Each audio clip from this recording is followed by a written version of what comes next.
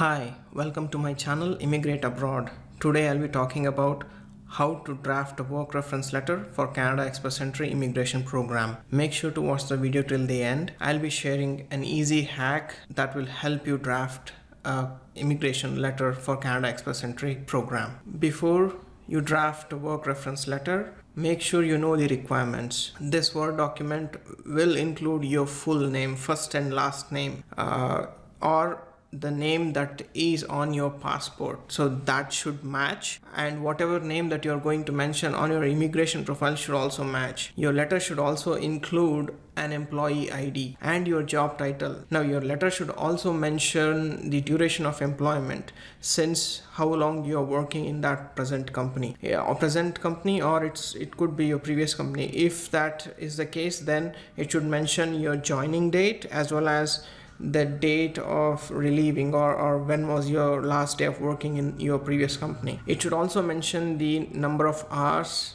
that you worked per week, and it should also mention your annual salary and if you received any benefits with your annual salary, like stock options or any other privileges that you received with your annual salary. When you join the company, if you received a salary and after a few years you have received a pay hike or promotion and your salary has increased, you need to mention that as well. At the time of joining, you were earning this salary and currently you're earning this amount of salary.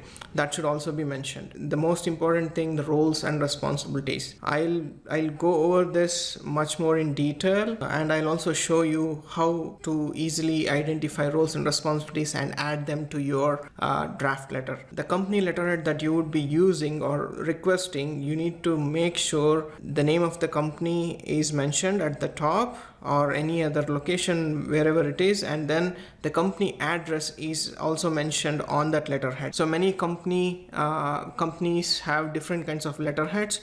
A company letterhead, some of them may not have the address of it, so make sure you are requesting them to provide a company letterhead with the company address, either at the bottom or at the side, wherever it is. Either a supervisor or your HR, whoever is going to provide you that letter, they have to sign that letter. They should also provide their contact info on that letter. Say if they are located in a different office other than the company letterhead is stating, they have to mention the office address, including their PIN code, their phone number or extension number, and their email ID. Also make sure the supervisor, whoever is signing, supervisor or HR, has their title mentioned in the bottom of the page, and all the contact info that I just shared with you. Now I'll be sharing a sample letter that you can have a look at, which includes all of this that I have mentioned.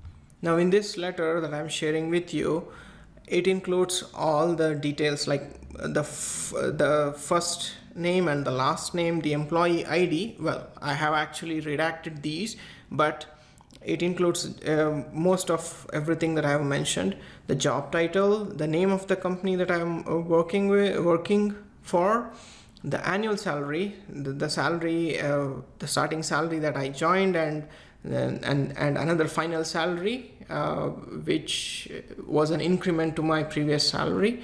All of that is mentioned.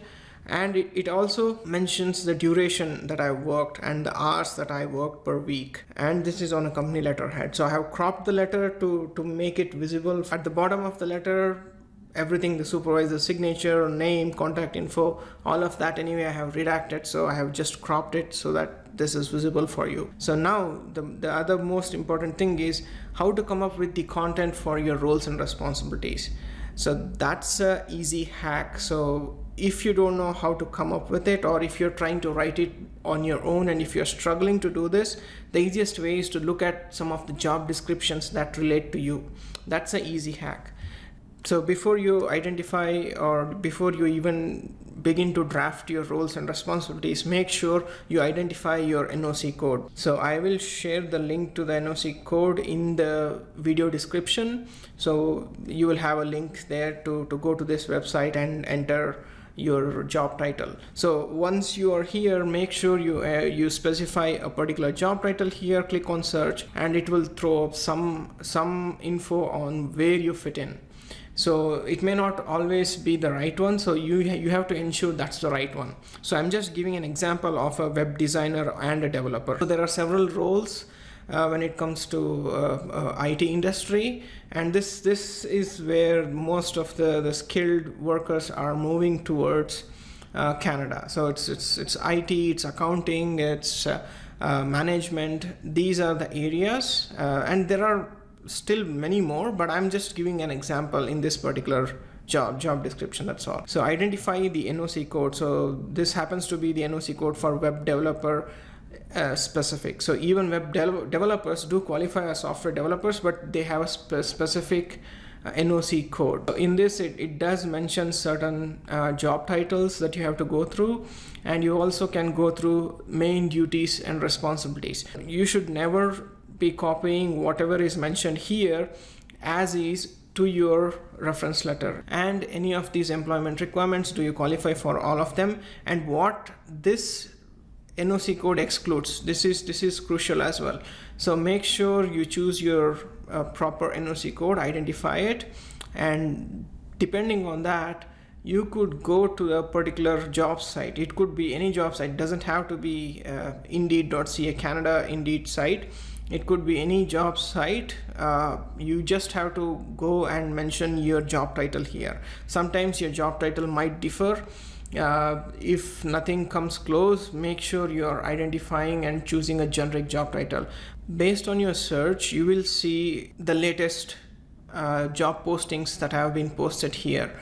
In this, choose a few of them. I keep looking at few of them, and in some of them you will see a clear roles and responsibilities mentioned. So there will be essential duties mentioned, qualifications, and some preferred qualifications apart from minimal qualifications will also be mentioned. From this, you can pull out some of the content from here and use it as your roles and responsibilities, depending on how much they match what you're doing on a day-to-day basis.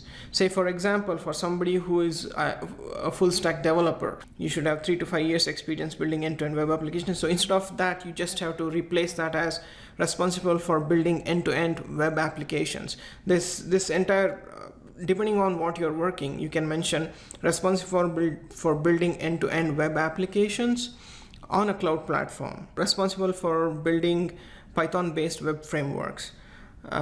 You can also look up multiple job descriptions. No, don't just stick to just one job description. Make sure you look at 3 or 4 job descriptions. Sometimes just one job description matches everything that you do. Sometimes you have to go through and pick details or content from multiple job descriptions.